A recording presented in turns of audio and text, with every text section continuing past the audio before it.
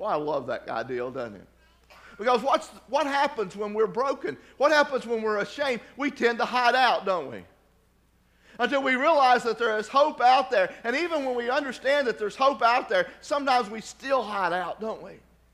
And that's what, even though Zacchaeus climbed a tree, I'm sure for a lot of time, Jesus had been around several days before Zacchaeus climbed the tree. And I'm wondering the first time that he was exposed to what Jesus was teaching, and he saw the multitudes, and he said, oh, this is just like everybody else. This is the next best thing. This is another remedy to our troubles.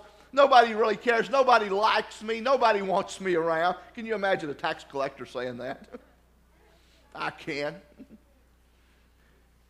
But finally, one day, we heard the miraculous stories of how Jesus had transformed others' lives, how the lame were walking, how the blind had regained their sight, how he had touched people's lives that were broken, like a woman who had been married multiple times and was living with a guy that wasn't her husband. And Jesus talked to her, and she was so surprised because it wasn't even proper for him to talk with her. But he knew her, and she went running into the town and saying, listen, you got to come and see this guy. Hey, man, listen, he's different. He's different. He's different.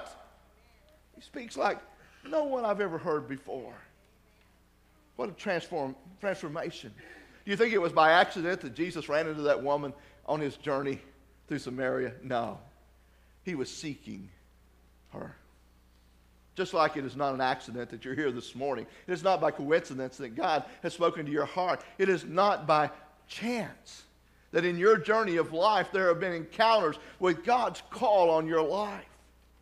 And if you're here without him, do not discount those calls. Do not discount that opportunity that you've had to come to know Christ, because not only does he want to save you, he continually seeks you. He seeks you. He stated his purpose after illustrating in Zacchaeus' life what a difference he could make. When you think about why would I want that? What I began to understand is when Zacchaeus came to Christ, what a change took place in his life. A man who had been centered around just the value of $1 and how he could do this. And you got to understand that this was a Jewish young man who was collecting taxes for a foreign government that was occupying his country. He wouldn't have been liked at all. But when he said, come, follow me, you know what? It demonstrated a great sense. This young man had come to a place where he was willing to forsake all to follow Jesus. Have you ever wondered why Zacchaeus came down out of the tree? You ever thought about that? You know why? I can tell you why. Because Jesus told him to. You say, well, that's not too profound, but do you do everything that Jesus tells you to do? Well, think about that just a moment. Do you? There's a problem there, isn't there? Sometimes we think it's for everyone else. What happened was he was willing to forsake all and follow Jesus. Not only was he willing to do that, according to this particular story, if you read in the earlier parts of that 19th chapter, he was willing to make atonement for all of his past actions when he possibly had cheated someone or collected unscrupulously. You see, the reality was he wasn't paid, and the only way he got paid, they didn't give him tax money for paying. He had to overcollect in order to make a living. And what he said was, he says, I'm willing to give it back, and I'll give him back more. I don't want to be the one who does that. And what was the ultimate reward in Zacchaeus' life? Not only was the reward in Zacchaeus' life that his life was changed, when Jesus spoke to him that day, he said, let's go down to your house. They need to know too. Wow. Does that mean that sometimes we hold the key as individuals to the salvation and the knowledge of Jesus to our whole family? Yes, it does. The same possibilities are available to all who will accept that same gift of life when God calls on your life. I came to seek. Has Jesus been seeking you? Have there been things in your life that are somewhat different? Is there some reason that this morning things began to click? Maybe there's some events in your life that have brought you to a place in your life when you said something has got to change and you began seeking. Don't discount that. Clearly, God may be speaking to your heart in some way. Are you willing to accept that gift? But because it is not complete when you simply seek him. He wants to change your life. Matter of fact, one of my favorite Old Testament passages clearly tells us that those shall find him Speaking of God himself, when they searched for him, how? With all their heart. With all their heart. One of the things that we hear oftentimes, even in religious circles, is, Jesus is the reason for the season. But in God's eyes, guess what? You're the reason for the season. You're the reason for the season. When you think about that, why did he come? He loved you so much that he sent his son so that you can experience real life. Think for a moment with me this morning. I mean, this is a masterful thing. Because he didn't have to send his son, but yet God knew, and he looked at the reality of that, and he knew what the end result would be, because Jesus knew it before he came. And it's easy to see him as a precious babe, but it's far more difficult to see him on a cross dying, isn't it?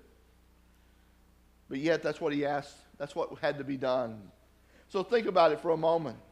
Ask yourself this morning, what have you heard? What have you seen most this Christmas season? Think about it. What have you thought about the most? And what has been the thing that has impacted you the most during this Christmas season? Everywhere we go, we're bombarded with sounds and visual stimulation about the Christmas season with one goal: to get us to buy that product, to get that gift, to do those things. The product in the stores we go into, there is no shortage of commercials. There's all of those things. And on TV, over and over and over again, we see that. Those are the things we usually see at Christmas season. We see hordes of people shopping. People with worried expressions on their face, facing a season of joy, maybe without a job or the threat of losing their job.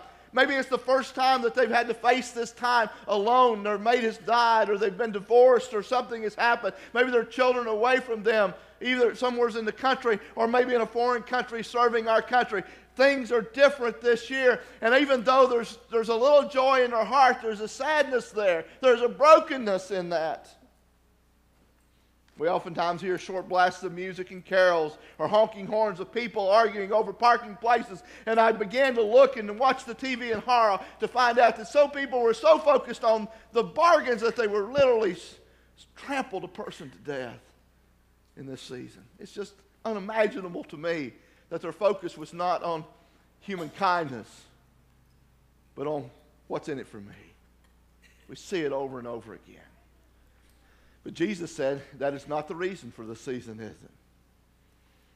He tells us that very clearly. You're the reason for the season. You're the reason for the season. I came to seek and to save those which were lost.